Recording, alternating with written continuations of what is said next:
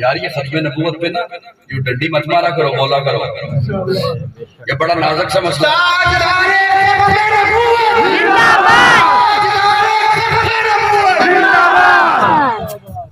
قیامت آئے گی میرے آقا کے بعد کوئی نہیں آئے گا۔ میں طالب علم کا یہ نظریہ ہے، آپ کو تو منت سے سنا رہا ہوں نا، لیکن میرا کہنا یہ ہے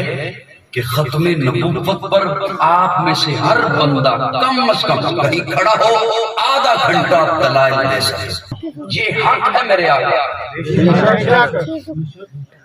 امت پر میرے آقا کا حق ہے فتنوں کے دور میں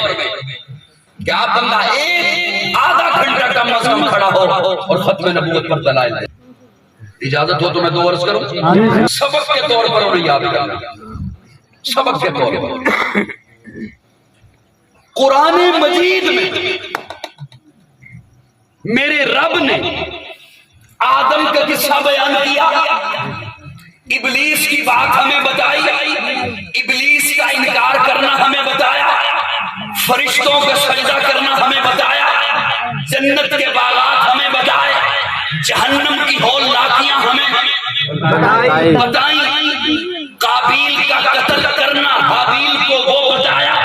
ذوالقرنین کی باتیں بتائیں،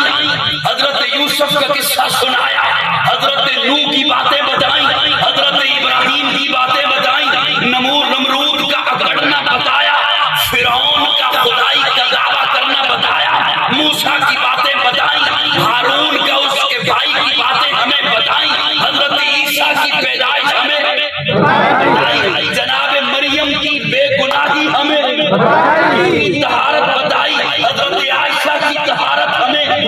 بتائی، صحابہ کے قصہ ہمیں بیان کیا، مہاجرین بتائے، انصار ہمیں بتائے، غار ثور ہمیں بتائی، غار حرا میں پہلی وحی اتری وہ اقرا وہ وحی ہمیں بتائی۔ ارے قابیل نے جب حابیل کو قتل کیا پریشان ہو گیا، لاش کو ٹھکانے کیسے لگاؤں، رب نے کبا بھیجا، اس کبے نے ترکیب سکھائی، رب نے وہ کبا بھی ہمیں بتایا، رب نے وہ کبا بھی ہمیں بتایا۔ اگر حضور کے بعد نبی نے آنا ہوتا تو قرآن بتاتا۔ تاجدار ختم نبوت، تاجدار ختم نبوت، تو میری بات سمجھ آ رہی ہے؟